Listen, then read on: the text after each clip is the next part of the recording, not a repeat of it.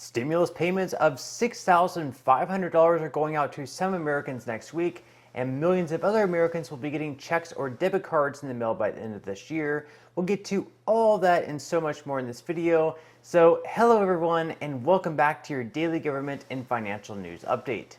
In today's video, as I just mentioned, we will be going over the millions of dollars in relief payments being sent out by the end of this year. We also go over some updates regarding the midterm elections. And finally, we also go over some updates in the stock market and Bitcoin.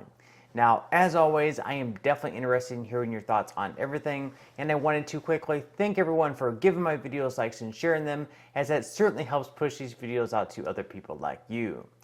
Okay, so just 3 months after President Biden signed the Inflation Reduction Act into law, he's now claiming that he can no longer guarantee that we're going to be able to get rid of inflation. But what I can't do is I can't guarantee that we're going to be able to get rid of inflation, but I do think we can. Odd, because I thought the whole purpose of this bill, the name in itself, was to reduce inflation. Maybe I'm wrong. Now, an important inflation report will be released this morning, and while some predictions have it coming in at 7.9% year over year, this would only be a slight drop from the 8.2% from September. So this would be, not really all that great of news. Also, it would mean that we're still quite far away from getting it down to the 2% target rate, meaning that we're likely to see more aggressive rate hikes from the Fed in the near future. We have another rate hike coming up in December. That rate hike could either be 50 basis points or perhaps 75 basis points. And of course, as we all know, inflation is among the top 3 biggest concerns for most Americans. We're seeing it at the grocery store, we're seeing it at the gas station, we're seeing it in our energy bills. Everywhere we go and everything that we buy, it's becoming more and more unaffordable. Meanwhile, with 2 years left of Joe Biden's first term as president, he was asked what things he intended to do differently to change how people perceive the direction of our country. What in the next 2 years do you intend to do differently to change people's opinion of the direction of the country, particularly as you contemplate a run for president in 2024? Nothing. According to recent polling, on average, just 24% of Americans say the country is currently on the right track, with some polls actually dipping as low as 18%. These are really, really bad numbers. And although mass inflation, the botched withdrawal in Afghanistan, rising crime, and the border crisis did not necessarily hurt Democrats in the midterms as much as people expected, people really thought that Republicans were going to be picking up anywhere between, let's say, 25 to 40 seats in the House. It looks like Republicans are still going to at least win the majority in the House, although it will probably be by a quite small margin. And the Senate is going to come down potentially to a runoff election in Georgia that will be held next month between Herschel Walker and Raphael Warnock. As things stand now, Republicans have 210 seats to the Democrats' 197, and so Republicans will need at least 8 more seats to win a 1-seat majority. Of the states still counting votes, it looks like Republicans should be able to win at least 9 of them, maybe more, as we do have some close races left. For example, in Colorado's 3rd district, Lauren Boebert is currently behind Democrat Adam Frisch by just 62 votes, although 95% of the votes are in, so that race really could swing either way, and it's going to come down to the final, let's say, thousands votes that are still going to be coming in. Now, in the Senate, Republicans currently hold 49 seats, with Nevada, Arizona, and Georgia still in play. Nevada looks like a Republican pickup, with Adam Laxalt holding a small lead, but Arizona looks like it could be a win for Democrats, although we still have quite a few votes left to count. Now, if Nevada votes Republican and Arizona votes Democrat, we'll be going into the runoff election in Georgia for the 2nd consecutive election to determine which party will control the Senate majority. So we should see even more votes counted up today, but I have to say that it is pretty bad that we can have some states that are able to count up their votes almost instantaneously. We have the polls closing, and pretty much right away, maybe an hour or 2 after, we have pretty much most of the votes counted up. Yet in some other states, they really struggle to count up the votes, and it's taking, let's say, like a few days after the polls close, even up to a week, to continue counting these votes. It's just really sad. I feel like we need to have a better election process where we have all of these votes counted up at least one day after the polls close. We shouldn't have Americans wondering who is going to be their governor or senator, let's say, 3 or 4 days after the election. It's just ridiculous that in a first world country like the United States, we can't have the full results in at least 24 hours after the polls close. Now, at this point, I am going to move into some news regarding stimulus checks. So for residents of California, debit cards valued up to $1,050 were sent out in the mail on November 6th.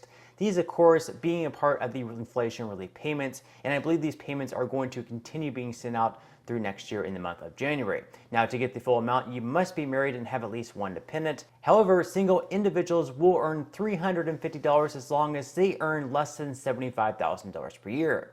Now, over in New Mexico, residents will be receiving at least $400 payments by the end of November. Applications for these payments did close back in October, so you can no longer apply. And they will be sending out the $10 million available to the people and families who show the most need. So they didn't necessarily have a criteria where you had to earn less than a certain amount.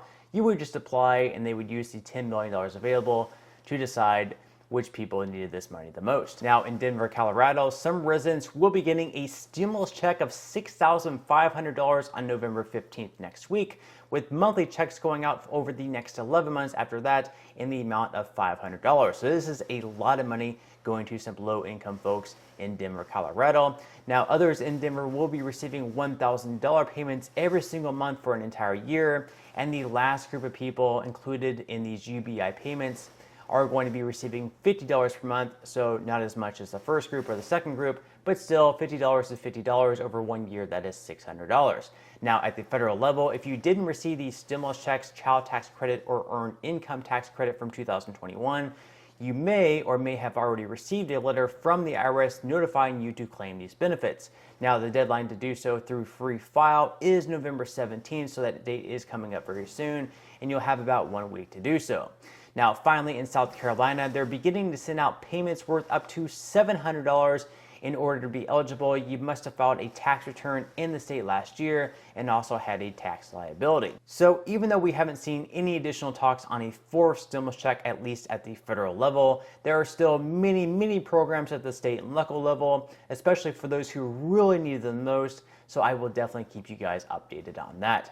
Now, in some money news, stocks fell off quite hard on Wednesday after starting out the week strong, with the S&P 500, Dow Jones, and NASDAQ all dropping off by right around 2%.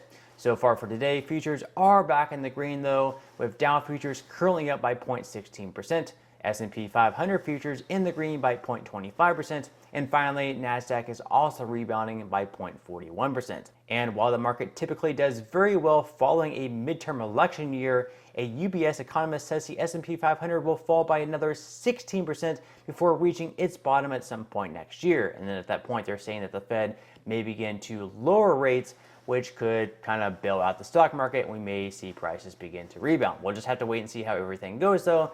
A lot of this is going to depend on how the Fed does their policy. If they continue hiking rates at a very aggressive rate, it looks like we're going to have another rate hike coming up in December. So we'll see how that goes, and we'll see how inflation goes. Again, that inflation report is coming out today, so that is definitely something that we need to keep an eye out on. Of course, if you think that a 16% drop in the S&P 500 by next year is bad, you better not look at Bitcoin, since it has fallen by over 19% over the last week, and over the last 24 hours alone has been down by 0.75%. Now, with that said, if you would like to receive up to 12 free stocks and $5 worth of Bitcoin, in the comment section below, I will leave a link where you can receive just that from my partner in Webull. And even if you don't feel like investing at this time for whatever reason, once you receive the free stocks, what you can always do is just sell them for what they're worth and then transfer that money right back to your bank account. So in total, you should be receiving a value of at least $50 or more. Some people have actually received over $3,000 in the past. So really, you can think of this as just some free extra money with just a few minutes of work. But on that note, I'm going to go ahead and wrap up this video. If you enjoyed the content in today's video and you would like to see more like it, make sure to give this video a like. I would greatly appreciate it if you would. Subscribe to my channel and make sure to ring the notification bell. That way you will be the very first to be notified when I do release future videos. And until next time, I hope you have a wonderful day ahead, and I'll see you in the next video.